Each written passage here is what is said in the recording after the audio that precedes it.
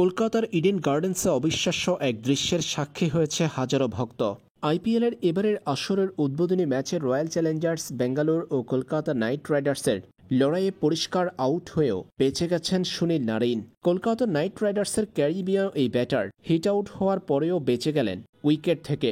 ম্যাচের তখন অষ্টম ওভারের খেলা চলছিল। অষ্টম ওভারের চতুর্থ ডেলিভারি করেছেন বেঙ্গালুরের রশিক সালাম। তার শর্ট ডেলিভারি ব্যাটার নাগালে পাননি সুনীল নারিন। বল চলে যায় কিপার জিতেশ শর্মার গ্লাভসে। এ সময় হাইটের কারণে ওয়াইড কল করেছেন অনফিল্ড আম্পায়ার। ততক্ষণে ব্যাট দিয়ে স্টাম্প ভেঙে ফেলেছেন সুনীল নারিন। এমসিসি ল অনুযায়ী উইকেট ভাঙার আগে ওয়াইড কল করায় এবং বল ক্রিজ ক্রস করে কিপারের গ্লাভসে যাওয়ায় সুনীল নারিন ব্যাট দিয়ে স্টাম্প ভাঙার পরেও হিট আউট হননি।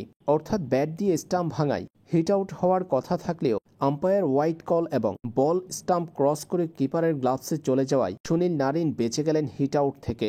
অবিশ্বাস্য এই দৃশ্য দেখা গেল কলকাতা নাইট রাইডার্সের ব্যাটিং ইনিংসে।